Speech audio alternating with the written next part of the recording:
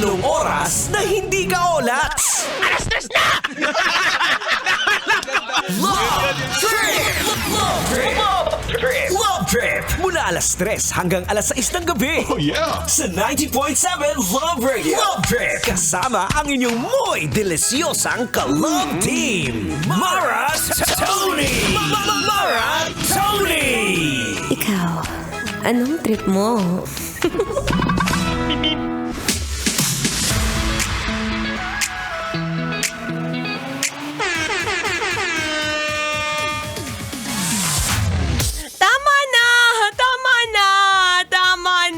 Tama na sa kakapuyat sa maling tao, B. Tandaan mo, hindi kanyan priority. Anyway, nagbabalik po ang inyong kadaldalan, daldalerang atleta DJ Mara Tony. At alam ko namang pauwi ka na. Alam ko naman atat na atat ka nang mayakap siya. Atat na atat ka na rin maamoy ang unan mo na ng gigitata na kasi nga naman napakarami ng luga dyan at saka marami na yung laway na hindi mo man lang magawang malabhan.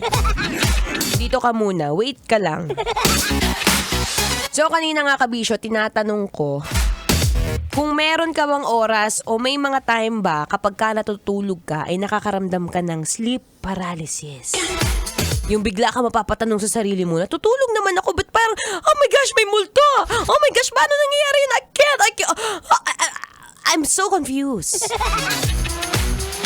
Alam mo nga, ang tawag nga dyan is sleep paralysis kung saan over ka na sa kaka-work, over ka na sa kakakape. Ayan o, tignan mo yung kape yung katabi mo. Ha? Ilang beses na nagkakape yan sa isang araw. Ang taray, be. Bahala ka, yung puso mo ha. Mahirap na, marupok ka.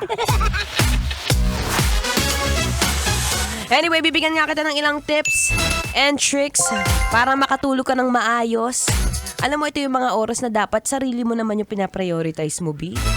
Isip ka ng isip sa kanya, iniisip ka ba? Tip number 1, kagaya nga ng sabi ko, kapag over ka na sa coffee, ay tama na yan, B. Iwasan na muna ang mga kape-kape, lalo na sa mga energy drink. O kaya naman, isa ka rin sa mga mahilig kumain ng sandamukal na kanin. Isang kaldero ng kanin sa gabi. Nako, nakakadagdag din naman pala ng sleep paralysis yan.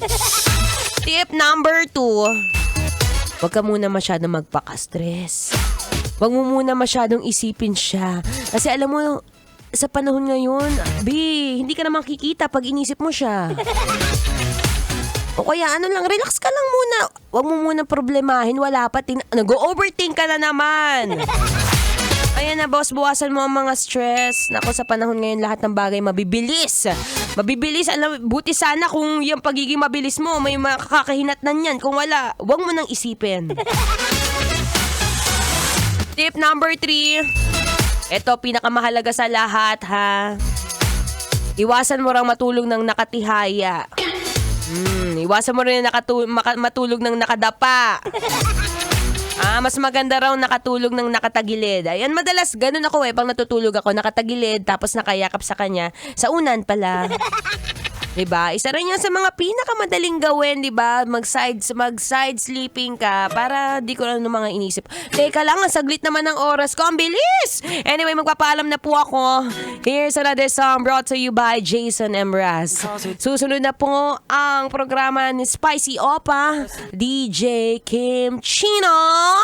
Again, happy Thursday everyone. Kaya na ang babang i-memorize yan. Basic.